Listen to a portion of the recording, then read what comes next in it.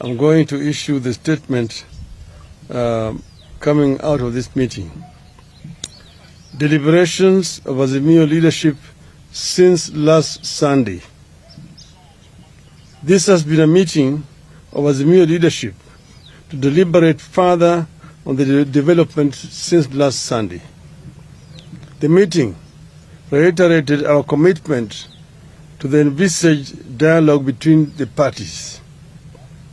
It further reiterated our determination to see all our core issues on the table as follows. 1. Addressing the cost of living. This meeting agreed that high cost of living is urgent and can't wait. 2. Audit of the servers. This meeting agreed that auditing the 2022 election servers is necessary and urgent. And here we add that we require forensic audit by experts. 3. Reform and reconstitution of the IEBC. This meeting agreed that electoral reforms are urgent and necessary for future elections. 4. Fidelity to the letter and spirit of multi-party democracy in Parliament. That members of Parliament who want to cross the aisle need to go back and seek the mandate of the electorate.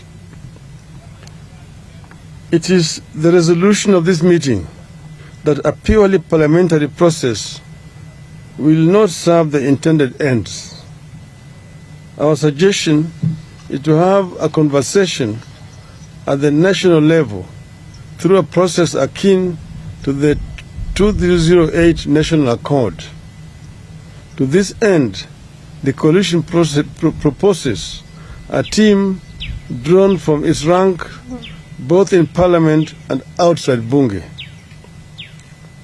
We emphasize that all the issues we have laid out in public carry equal weight to us, although high cost of living must be addressed urgently. In this regard, we resolved that the regime must take immediate steps to bring back the cost of unga to Kenya shillings 100 as at the time of the election. We further resolved that Kenya Kwanza must take immediate steps to lower the costs of fuel and put a freeze on the recent increase in the cost of electricity. These are not matters for a committee. They are things that the government just needs to take a decision and implement.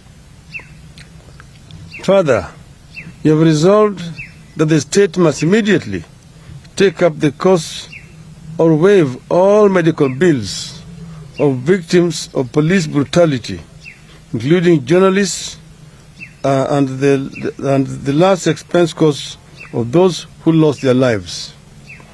Today I went to the hospital, but Kenyatta Hospital and Bagathi Hospital, and I saw at first hand the police brutality. People who are unarmed and shot by the police on their groins, some in their stomachs, suffering at the hospitals. I know of a number of journalists who also were attacked and who are still hospitalized. And this is why what we are saying is a practice that must end. We have seen too much brutality since this Inspector General, Mr. Comey, took charge. It is even worse than the worst days of dictatorship in this country. Finally, we assure our people and Kenyans that our eyes are firmly on the ball and reiterate that we shall go back to the people as the earliest sign of lack of seriousness by the other side. In other words, if the other side is not serious, we will go back to our people. and continue. We, of course, talked ourselves. Mr. Ruto made his statement. But I just want to say that that was not the basis of the understanding between the parties that were negotiating or talking between us. That statement fell far short of what had been agreed, and they know it. And that's why in our own statement, reiterated firmly what was going to be the basis of our engagement with Kenya Kwanza. And what we have reiterated in this statement is not different. We have actually mentioned the same issues that we said we wanted to be addressed. Those are the issues which made us go to the streets. And we mentioned them clearly. One, auditing of the servers so that we can put this matter to rest. We understand that some people are trying to tamper with the servers. They need to know that we are watching them. We know it, and we also know that's why we are talking about a forensic audit by experts, so that the truth can come out finally, and we put that to the end.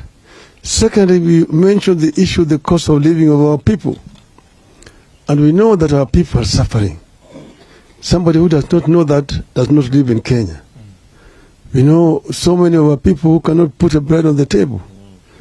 And we said we will not rest until this matter is resolved. And we said that the government does not even need any committee on this issue. We have just talked about basic costs. We have talked about unga. We talked about fuel, about electricity, the school fees, as very basic issues that the government can address without much problem. Secondly, I don't know where you got your information from, but Senator Coons left Nairobi, I think it was on Sunday last week, because I talked to him on Monday, and he had already arrived in Washington, D.C. Because he met the other side, and he also came and met with us. And we told him exactly what we know and the reason why we are actually going to the streets. And he said that that is our democratic right, to go to the street to protest peacefully. He did not see anything wrong with us doing that at all. So, but we need to know that we are not a colony of the United States. So we do things as Kenyans. We are happy when our international friends want to come and make suggestions how we should resolve our issues. But ultimately, Kenyan problems must be solved by Kenyans, Kenyan leaders. That's the reason why we said we are calling a truce, a ceasefire, to give negotiations a chance. But we want to reiterate very clearly here that if the other side does not cooperate, then we will have no other option but to go back to the trenches. And this will be maybe as early as sometimes next week. But we have said that this process, we want it to be akin to the process that was led by Kofi Annan. That is going to have members of parliament in it, but they are going to sit outside parliament. They will negotiate and only take the final product to parliament as an accord, which will then be passed by parliament. We don't want it to be taken and then be encumbered with those rules and so on of parliament. We want it to be a process that is people-driven. You know, I want to make it very clear. We have never talked about a handshake. That is a language coming from the other side. They're the ones who have been saying, oh, these people, unataka tu handshake, nusu mukati, and so on. Take it to Mr. Gachagua. Tell me, I don't even want to shake his hands.